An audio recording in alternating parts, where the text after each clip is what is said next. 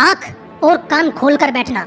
हो सके तो अपने कानों में ईयरफोन जरूर लगा लेना, क्योंकि आज के इस वीडियो में मैं आपको मार्शल ब्रूस मैथर्स की सक्सेस स्टोरी सुनाने वाला हूँ, जिसे हम रैप गॉड एमिनेम के नाम से जानते हैं। अगर आपने अभी तक इस बंदे की लाइफ स्टोरी नहीं सुनी तो इसे एक बार जरूर सुन लेना। यकीन करना, इस बंदे की स्ट्रगल से भरी स्टोरी सुनकर आप एक बात जरूर जान जाओगे कि अगर आपको बड़ी प्रॉब्लम्स फेस करनी पड़ रही है तो सफलता भी उतनी ही बड़ी होने वाली है। So let's start the video.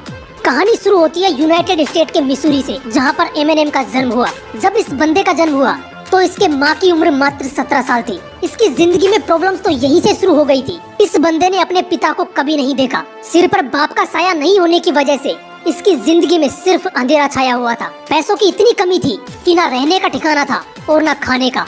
ये मजबूरी में एक शहर से दूसरे शहर भटकते रहे और फाइनली मिशिगन के डेट्रॉइट शहर में आकर बस गए।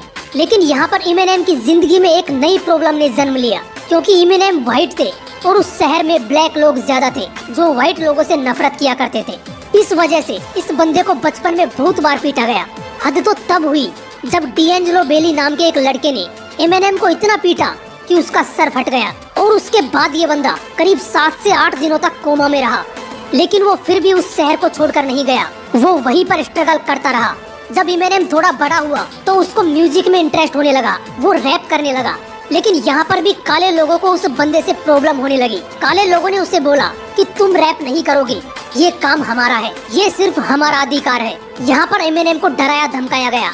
मुश्किलें इस बंदे का पीछा नहीं छोड़ रही थी, लेकिन इस मुश्किल घड़ी में एमिनेम का साथ दिया उसके अंकल रोनी ने, जिसकी वजह से एमिनेम को रैप में इंटरेस्ट आया था। लेकिन कुछ दिनों बाद ही उसके अंकल रोनी ने सुसाइड कर लिया, जिसे एमिनेम अपना गुरु, अपना दोस्त मानते थे। शायद जिंदगी नहीं चाहती थी कि अभी इस बंदे का कोई दोस्त बने, इसकी जिंदगी में खुशियाँ आए।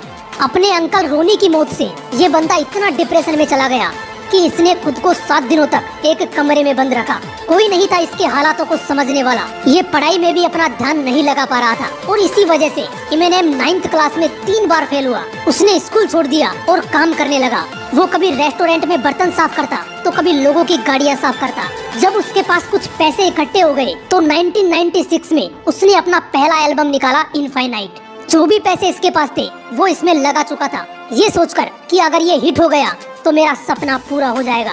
लेकिन वो एल्बम बुरी तरह से फ्लॉप हुआ। उस बंदे का सपना टूटकर चकनाचूर हो गया। लेकिन उसने हार नहीं मानी। उसने फिर सपना देखा और वापस छोटे मोटे काम करके पैसे कमाना शुरू किया। अब वो बंदा अपने परिवार को भी संभाल रहा था और अपने सपनों के लिए भी काम कर रहा था। लेकिन अचानक उसे नौकरी से निकाल दिया गया। उस वक्त एमिनेम की जेब में सिर्फ $40 थे। उसे समझ नहीं आ रहा था कि आगे क्या करना है। वो बंदा इतना डिप्रेशन में चला गया कि उसने सुसाइड करने की कोशिश की, लेकिन उसे बचा लिया गया।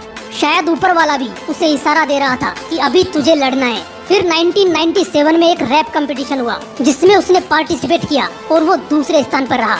लेकिन वहाँ पर रैप करने वाले एक बहुत ही पॉपुलर आर्टिस्ट डॉक्टर ड्रे ने इस बंदे के टैलेंट को पहचाना और उन्होंने एमिनेम के साथ मिलकर स्लिम शैडी नाम का एल्बम बनाया, जिसके बाद इस बंदे को पहचान मिली।